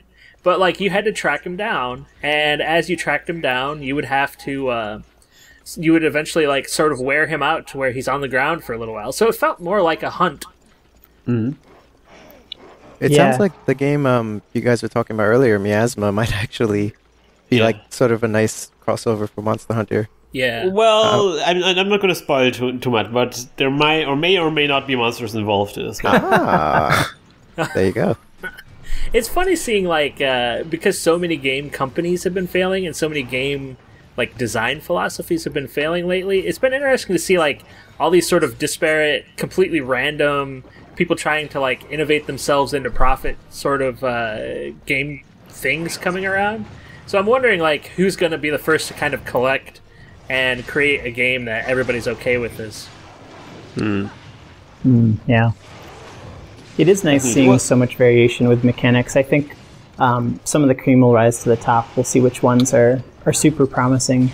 And then bigger games may start to combine some of those promising mechanics into something that is extra fun. Yeah. Hopefully. I remember, like, the last E3 where there was this game, what was it called again? Like, something with dogs. Sleeping Dogs? Not Sleeping Dogs. Watch Dogs. Watch Dog. Where everybody was, like, live tweeting the conference, and it was like, oh my gosh, there's amazing mechanics, and you can, like, hack into cell phones. And then the moment where they pull out the gun, everybody gets like, oh.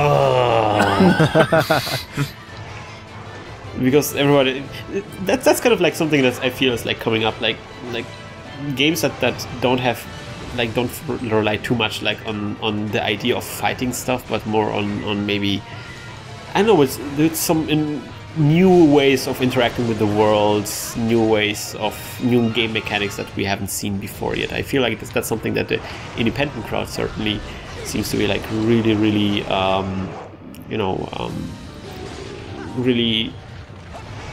really distinguishing themselves from the big developers. See, that's the thing I liked about Artisans is, like, a lot of one thing that's happening right now is that people are really starting to become obsessed with the whole idea of, like, augmented reality, where you have, like, a reality sphere plus a virtual sphere, and they're all, like, existing at the same time.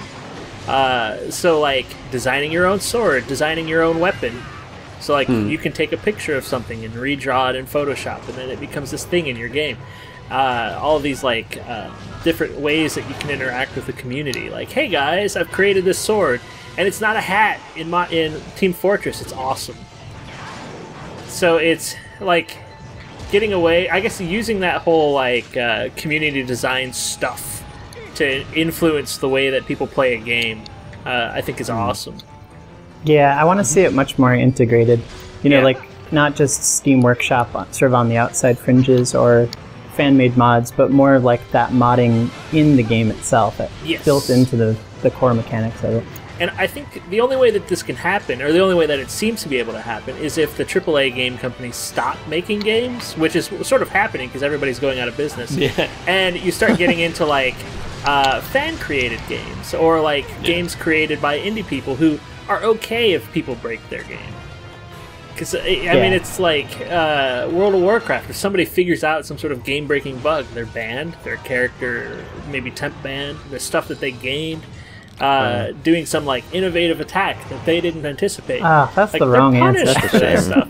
And it's like, the only way that it can be done, changed is, if people who aren't working for Blizzard or aren't working for a AAA thing are going and trying to create a different, like, reaction system to it. Yeah, heck, possibly it's the guy who got banned, Hopefully he goes into business. It always makes me sad, like one of the earliest things that I've found about that was in the LucasArts game Habitat. They figured out how to make, like, $1 bazillion in the game over the course of, like, a day. They, like, pentupled the amount of possible money available in the game in a 24-hour period. and LucasArts is like, hey, that's cool. Can you guys like just auction off your money? That'd be cool.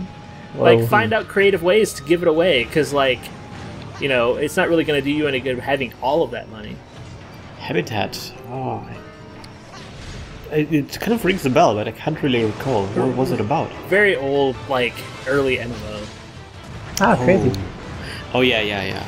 That sounds familiar. It's I was talking to TL Taylor about it at one point. He does a bunch of research on that thing. But yeah, anyway, I'm sorry. That's I've sort of dominated that conversation. No, definitely. I mean, if you look at stuff that's kind of like fun, because recently there was been like this discussion from David Cage. Yeah. Saying how games can grow up, and it's kind of interesting if you look at the he showed a list of the most successful games, and on the list there was also Minecraft. Yeah. Which struck me as like particularly like an outlier in some regard, but it kind of like also shows what kind of games have been really struck in people's imagination in such a great way. I mean, Minecraft has become this huge phenomenon that is going. It's almost like a platform, not as a game. There's just so much things you can do with it. Yeah. You can run a little D&D campaign inside of it. Yeah, people have gone really far with modding it too. Yeah. Bucket and Tekkit. The Tekkit system. Have you guys messed with Tekkit at all inside of Minecraft? No, I haven't. I've seen it, but that is just completely insane. It's too complicated for me to try to get going on our server for the teamwork folks, but like the things that you can do with it, they just kind of detach it from like gathering resources. Like you're gathering dirt and you're gonna make a dirt house out of it. These guys are like, you're creating wires and here's a nuclear reactor. What can you do with it? Sweet. Yeah, platform is a good word. It really is just sort of a set of metaphors and parts to make things from, and a world based on cubes. Yeah. Go. Yeah. And I really wish Minecraft from the beginning was like a game about modding, because what made Minecraft so fun was not that it had like amazing like game design and goals, but it was what people did with it. So I'm surprised that Notch didn't open it up more and really let people like create their own genres within the game. I actually read about this. He said the first time he saw somebody doing something to it, he had this like huge debate. Like, shouldn't I just stop this? Because it's like that's what people normally did with somebody destroying their game or modifying their game. It's like, I need to stop them. They are evil people. Right. This isn't what I had planned. Yeah. I kind of noticed the same way in how we treat like intellectual property. Like this has become like such a like hot button issue. Like whenever somebody like makes fan art of something, is like considered. Like for example, like now today I heard like they were doing like some brony fighting game, right? And they had to shut it down by legal actions, and it's kind of like ridiculous if you think about it. Like nobody would complain. Like if I go on the Wii U Miiverse, like there's like lots of like copyrighted characters being drawn and published there, and that's not a problem, right? But making a game with those characters is a problem. So where do we draw the line exactly?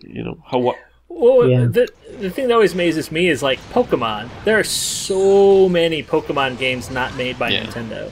But Nintendo is one of the companies that's like really bad about like if they're doing something with their system or something like that, like please take it down. It's like, why aren't they doing the same thing with Pokemon? It's strange. Or like music. Like music has become like this thing that where everybody's like so paranoid. Oh, this is piracy. But like images, we're constantly copying and remixing images, and nobody enforces this. Or like photography, like so many photos were stolen by actual newspapers. I guess it doesn't have the big industry behind it to get mad. That's what I think. So for you guys, in terms of like your server software and stuff like that, are you guys going to have like centralized servers, or are you going to release like server software for people to get together and play a game? We're going to start off with centralized servers, just to eliminate the complexity of people running their own servers and all that. Yeah. So we're going to be running them on Amazon EC2, which is like a cloud platform. Yeah. But we've had requests to let people run their own servers and things like that too, which makes a lot of sense for a game which is around creativity and things like that. So that may be a possibility in the future as well. We do want like a big centralized community because we think the game's improved a lot by What? having There's every. a joke! What? Wow! Why is Who this do you guys do in the happening? podcast? That's amazing. Wow! Speak of the joke. All right. What do we do, guys? Well, Barrioth is like, screw this. I So. done bombed Barrioth, done. so he's running. Not well again. done, well done. I'm going, guys. Damn You you, deal with him. Cold Joe can hang out by himself. But that's been like the ability to have customized server software for like Monster Hunter has been this like pipe dream for so long. And like we've had this debate sort of going on with the podcast for a while. Like, should we get the custom quest people in on the podcast? It's kind of amazing. Like people went out of their way to break this game, and it's like intellectual property has been broken. And it's strange that there's a debate around that. It's like, shouldn't we celebrate these people who are like actually doing what the fans would love to do? Right. It's like, I want to fight 40 Devil Joe at once. Okay, you can do that. Yeah, I kind of feel like instead of keeping that, I like it too, and I just wish the developers and those companies would see it as an opportunity for collaboration instead of seeing it as like weirdly competition from their fans. Or It's like the fans aren't competing with you; they love your product so much that they want to like mess with it, get in there, and make their own stuff. That's a good sign. Yeah, I'm not really sure why companies see that as like a risk at all. Well, one of the they reasons wanna is have that you, absolute in order control. to have those things, you need to kind of mod your console in many ways. So that kind of gets you in a very uncomfortable or gray area. Yeah, I could see that, but what if the product itself could support those Yeah, mods? So you don't have to mod your Wii or anything like that. It's that Try has a whole section for whether it's uploading your own content or messing with the missions, a whole mission editor. Yeah, that would be great, but and of course you know that they couldn't make this kind of stuff official because then they would have to moderate it, because somebody would create a mod where everybody's wearing gentleman sausages. Yeah, it's unfortunate that stuff like that seems to prevent a lot of these more adventurous. Ooh, Devilhood decided to join us. Yes, he did. That's internet for you. We can't have any nice because of gentleman sausages. Right, and it sort of is a guilty until proven innocent, right? We assume that everyone's going to abuse it. Yeah. And some people will abuse it. I don't even know if that's technically abuse. I think it's pushing the boundaries, which we're all interested in doing right away. I want to see how far I can go with this. Am I allowed to make things that are inappropriate? Gentleman sausage! And people do have fun with it. It's not like they're not having fun making their gentleman sausages. Yeah, they want to get a rise out of people. It almost makes me think about we don't moderate all internet comments. No, obviously. oh god, I wish we could. And they get ridiculous. There are personalities that emerge, personality types, but I think collectively it is a good thing. It hasn't just been nothing but trolls. There are good conversations that happen. I think the trolls stand out a lot, but it's not worth having no commenting system just to prevent those cases. And it seems like that's the approach we're taking with limiting developer-supported user-generated content. We just say no because it's too hard to moderate. That's been the thing, the whole Sony hack that happened last year was all based on them removing the ability to install alternate operating systems on the PS3. And it's like, well, if you guys had, continued to honor, they're kind of reneged on their sort of unofficial agreement with the hacker communities, then, you wouldn't have made yourself into a target, and you wouldn't have destroyed your reputation. Yeah, so much of it is trust and reputation, and I think that's why you need to be close with your community and have them understand where you're coming from, and for you to understand where they're coming from. What I'm wondering is if this is at some point maybe if people would just stop using those corporates controlled mind freak kind of things, because I see it coming up in music. It's becoming so impossible to use regular music, licensed music on YouTube shows, for example, that that's this kind of like more open, like open commons, Creative Commons kind of music, or like internet kind of guys making, like, you know, people who can talk to can ask, hey, can I use your song in my intro of my podcast? Sure, you can. Or hey, yeah, but please make a link to my website. Some stuff like that, you know, where you can actually talk to a person without going through a lawyer. Like that becomes like, is it possible that this kind of stuff, this kind of music, at some point will become like more the regular kind of music you actually listen to, so that the old school kind of stuff kind of fades away with time? It seems like something like that's gonna have to happen. Just thinking about this, you know, that on YouTube there is like this weird song that you can use, like this kind of weird techno song that's for free. So a lot of people started using it and it became like this standard YouTube song. And it's like, I must imagine like how much exposure did this artist get, even though it's just not a very good music, you know? Yeah. But whoa. Oh, Devil Joe. Yep. Hi guys, what are you doing Devil here? in the darkness. Is there Devil Joe in the dark? something to eat? Devil Joe in the lightning. This is...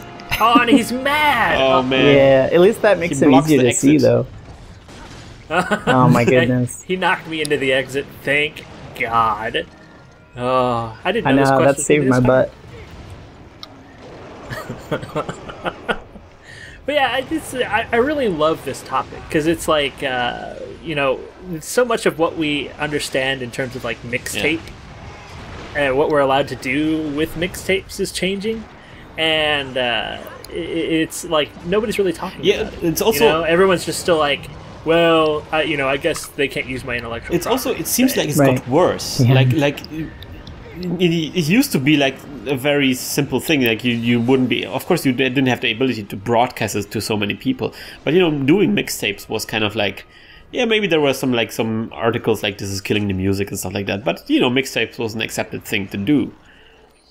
It was a great way to, you know, actually spread knowledge of a product through word of mouth. Like we were talking about before, so much of what curbs sales is often just not knowing about something. Yeah. And I feel like when you share someone's song on YouTube, people usually in the comments ask, like, what song were you using, if they liked it. Yeah, exactly. YouTube seems to handle it somewhat well. I don't know. I think it's easier for me to say as sort of an indie guy that, like, it's really easy for this 6-person team that we are to, like, handle every request that comes in, like, be really personal with people.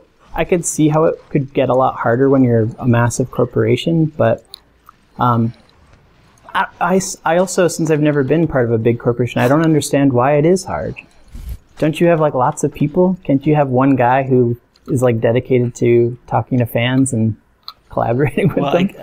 Why is it always like through a lawyer, and it's always about like big money? And well, I guess they just I guess they have like people who just grew up like in a completely different world where they you know, paying attention to completely different stuff.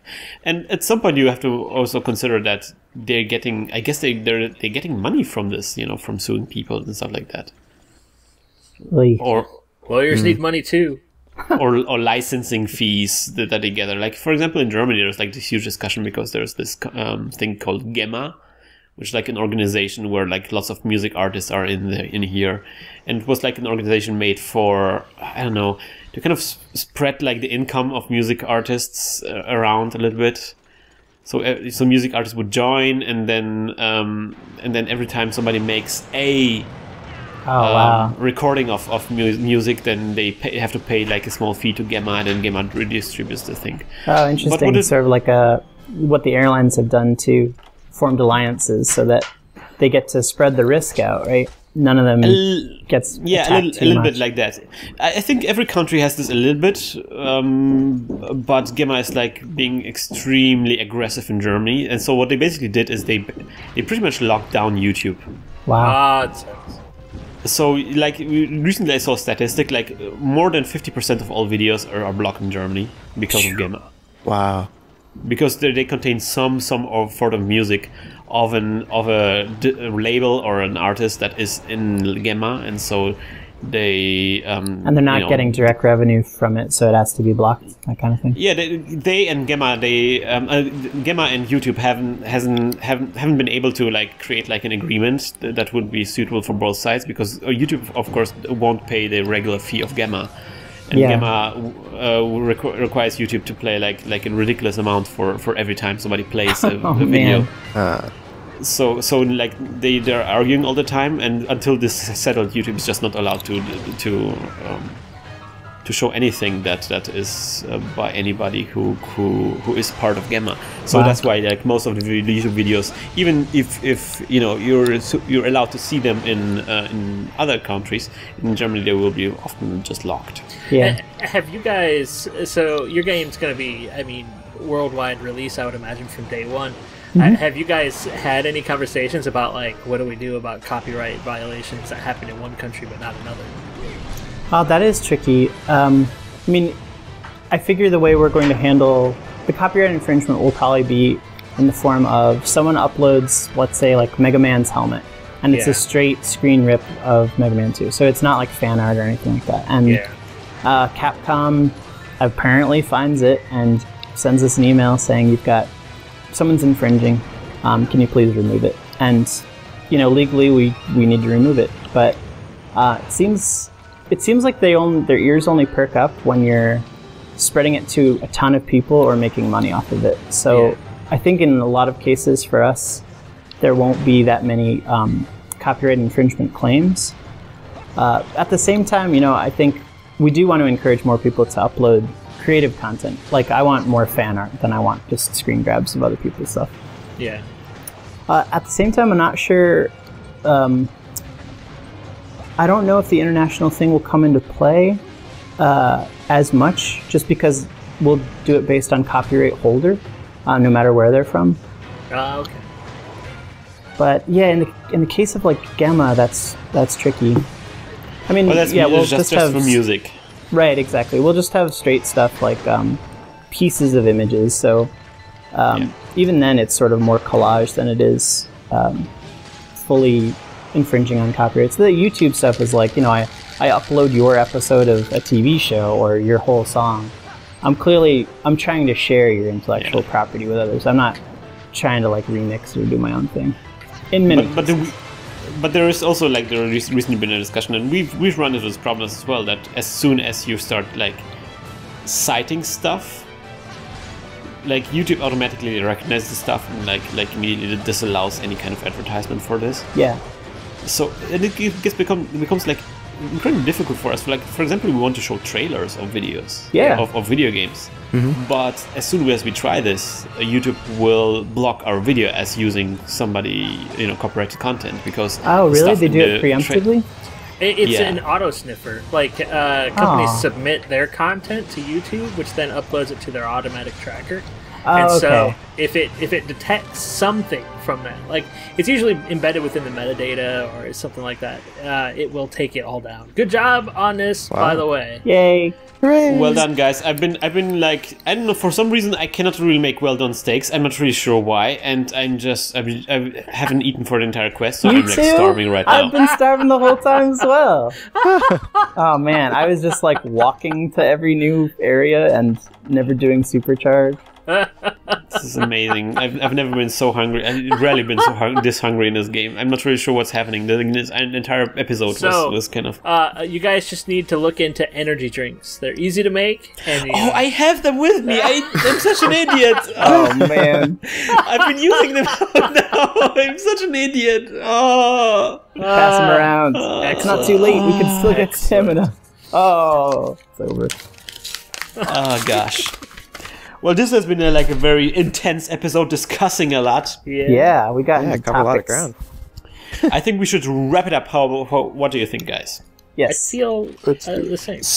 So, you guys listening to this episode should visit a wonderful website called Ding, teamworkcast.com, where you can watch the shows, watch other shows about Monster Hunter, really amazing stuff. You can get into hunting parties together to organize like hunting parties. You know, the last days of Try are coming up, and there are really lots of hunting parties coming up. So definitely a cool thing to check out. And of course, you can also ask questions about Monster Hunter and related games and get them answered, and also help other hunters in need. Certainly a place you need to try out right now. Ding! Or you can ask questions about Artisans. That as well, of course. And also there are videos coming up, Nick. Yeah, there's episode 26 of Lost Planet. There's episode, 6 of FTL. Wait a minute, what is episode 26 of Lost Planet? What did we do there? That is the level where we found out you could combine mechs, but we didn't know at the time. We didn't know. That would be the level where we could have combined mechs, but we didn't. It's where we're storming the beaches of some groups of dudes who have created a beach for us to storm. And that's what we're doing. There's mechs and helicopters. I remember there are lots of mechs involved, so it will be fun. Yeah. Lightning helicopters, spider mechs that are made of lightning. It's a lot to offer. Yes. And so there is also like a new episode of FTL. Yes. This is episode 6. Oh man, we're getting Episode 7 is the last. No, it's 8. Or maybe it's 7. Jeez, I think I spoiled it. But yes, we are getting close to the end, and we are the things are getting intense. I think it's getting about crumpets. I think the next episode is about crumpets, space crumpets. Are you guys fans of FTL? I haven't played it yet, but definitely looking forward to it. Yeah, I heard lots of great things about it. It is worth checking out. Sweet. Definitely a great game to check out. So how about you guys? So where can people check out Artisan, and where can people like get your game? If you go to Kickstarter.com and search for Artisans, Artizens, you will find it. We're the only Artisans. We are past our funding goal, but still have a few days left, and we've got some stretch goals that get you exclusive pets that you can take on quests with you. Something Monster Hunter does not have. Well, we have cats. Yes, you have cats. In Artisans, you can defeat the small monsters like little jaggies and stuff, and then make your own little jaggy. It's like the best game ever. This is exactly the thing that we've been talking about so often on this podcast. Sweet. And you can pledge $15 on the Kickstarter, and that'll give you access to the first alpha release. Yep, all the builds, alpha, beta, all the way up to gold. Great. So, how are you guys tweeting or something, or is there a website where you guys can see your work? Yes, artisansonline.com is our website. We've also got Twitter, which is the same, Artisans Online, and YouTube and Facebook and all those good things. Lots of videos to watch. Awesome. Well, then, thank you for being with us here and showing your game. It really looks amazing, and we're really looking forward to it. Cool. We're looking forward to playing it with you this summer. Heck yeah. Oh, definitely. Yeah, we have to get together when the game is released or when it's in the playable state, so you can show it to us, perhaps. Make a hunting party and get in there. Yes, I can't wait to see what your characters look like too, since we all get to draw. That's gonna be awesome. Oh man, I'm looking forward to it. Mine's gonna look like Devil Joe. Oh, that would be sweet. I'm gonna have run around as the Devil Joe. You guys are still podcasting? Oh my gosh! Welcome. Hey, Look who's here. I'm in so much pain right now. What happened? I've been snubbling Show for Snubbling Show, huh? Every day I'm snubbling. 7.5 hours of white frosty pain. Excellent. Oh. Man. It's up to my shoulders. Snowmageddon 2. This time we're for real. It's the worst. Stay inside, play video games. Yeah. I'm excited to try your game, guys. Artisans. We're excited to play it with you. Are you guys actually still in a cast, or are you guys just talking? We're finishing up. We are just wrapping up. as we speak. Enjoy my cameo. Good. Did the hunts go okay? Did everyone work out all right? We lost only one. We took on a Latreon, and And we failed. What was the main strategy around that Elatrion? Hurt it more than it hurt us, and Christian and I lost. You know, if Team Para can beat an Elatrion. Oh, no. This is everyone with a paralyzed weapon. Sweet. Ah. Yeah, we just pretty much blocked and poked. I think it was 3 lances and a longsword. Yep. Well, that's okay. Yes. These things happen. Okay, well, I don't want to spoil the podcast for myself. I'm going to go now. No, Shepard. What? Shepard, say goodbye to the audience because we are wrapping up as we speak. Goodbye, everyone. I hope I'm around next time. I hope I haven't slipped a disc and will need to be put out of my misery like a horse that's broken a foot or something. But We hope so too. We will be back next week. Wish you good luck, good hunt, and remember, always share your sausage.